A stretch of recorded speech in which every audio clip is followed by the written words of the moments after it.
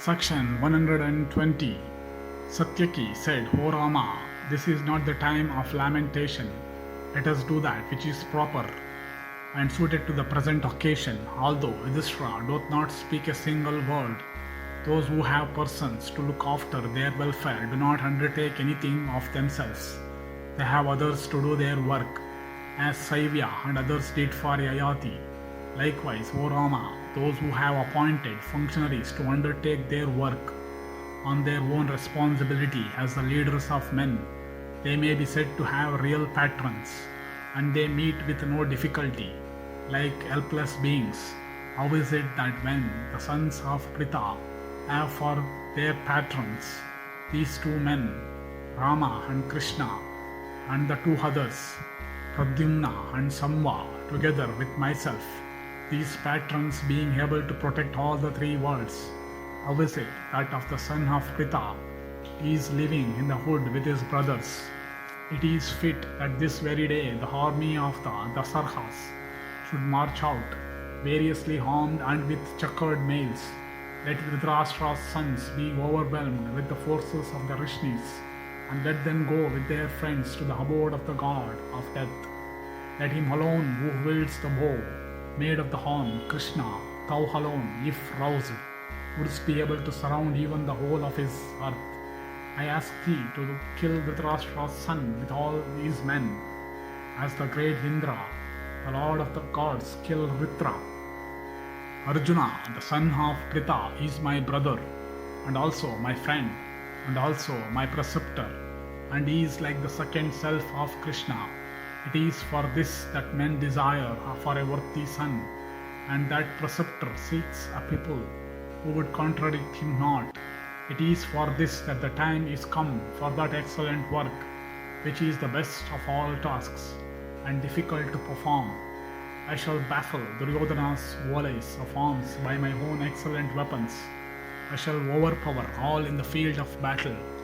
I shall, in my wrath, cut out of his head with my excellent shafts, little inferior to snakes and poison and fire, and with the keen edge of my sword, I shall forcibly sever his head from the trunk in the field of battle. Then I shall kill his followers, and Duryodhana, and all of Kuru's race. O son of Rohini, let the followers of Bhima look at me with joy at their heart, when I shall keep up the weapons of war in the field of battle, and when I shall go on slaying all the best fighting men on the side of the Kurus, as at the end of time fire will burn vast heaps of straw. Kripa and Drona and Vikarna and Karna are not able to bear the keen arrows shot by Pradyumna. I know the power of Arjuna's son. He conduct himself like the son of Krishna in the field of battle. Let Samva chastise by the force of his arms Dusasana. Let him destroy by force Dusasana and his charioteer and his car. In the field of battle, when the son of Jambavati becomes irresistible in fight, there is nothing which can withstand his force. The army of the demon Samvara was speedily routed by him when only a boy.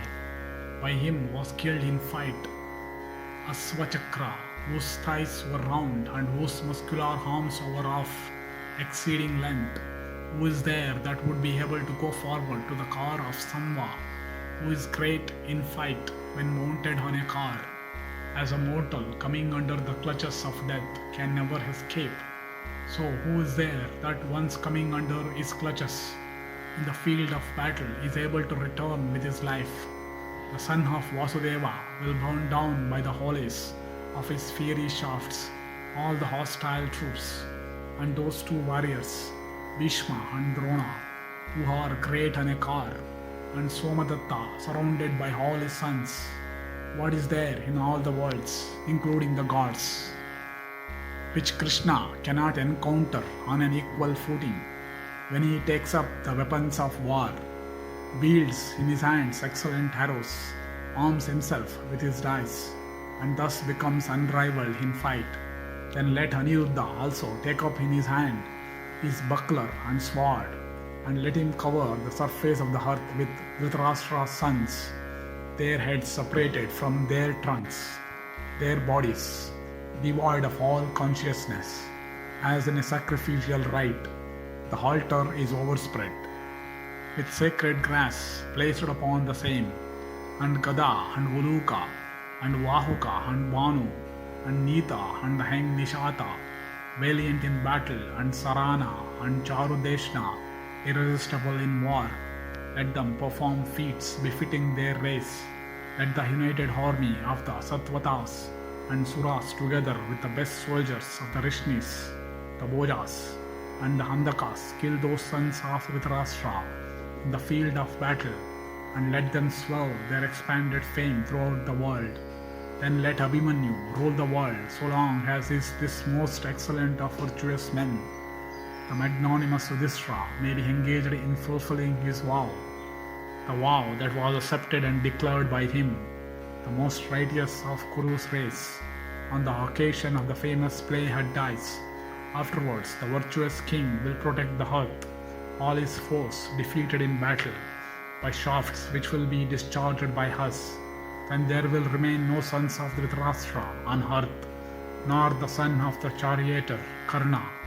This is the most important work for us to do, and this will surely lead to fame.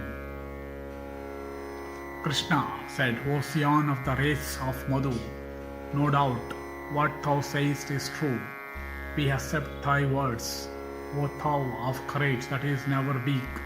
But this bull of the Kuru race, Yudhishthira, would never accept the sovereignty of the earth, unless it were won by the prowess of his own arms, neither for the sake of pleasure, nor from fear, nor from covetousness would Yudhishthira ever renounce the rules of the caste, nor would these two heroes, who are mighty when mounted on a car, Bhima and Arjuna, nor the twin brothers, nor Krishna, the daughter of Drupada, he possessing the appetite of a wolf, Bhima, and the winner of riches, Arjuna, are both unrivaled in fight throughout the world. And why should not this king rule over the entire world, when he hath the two sons of Madri to espouse his cause, the high-souled ruler of Panchala, together with the Kekeya king, and we also should put forth our united strength, and then would the enemies of Yudhishthira be annihilated. Yudhishthira said, It was not strange that thou shouldst speak thus, O son of Madhu's race, but to me truth comes to the first consideration, above that of my sovereign power itself. But it is Krishna alone who precisely knoweth what I am, and it is I alone who precisely know what Krishna really is. O thou endued with valor, O scion of Madhu's race, as soon as you will perceive that the time is come for feats of bravery, then O most valiant of Vrishni's race, he also of beautiful hair Krishna will defeat Suyodhana. Let the brave men of the Dasarha race go back today. They are my patrons and the foremost of human beings. They have visited me here, O He of immeasurable strength. Never fall off from the path of virtue. I shall see you again, when He will be happily gathered together. Then after mutual greeting and obeisance to seniors, and having embraced the youthful, those valiant men of the Yadu race, and the sons of Pandu separated, and the Yadus returned to their home, and the Pandavas continued their journey to the sacred spots. Then having parted with Krishna, the virtuous king, accompanied by his brothers and servants, and also by Lomasa, went to the sacred river Payosini. Its fine landing place was constructed by the king of Vidarbha, and he began to dwell on the banks of Payosini, whose waters were mingled with the distilled soma juice. There the high-souled Yudhishthira was greeted with excellent laudatory terms by numerous leaders of the twice-born class, who were delighted to see him there. Thus endeth the 120th section in the Tirtha-yatra Parva of the Vana Parva.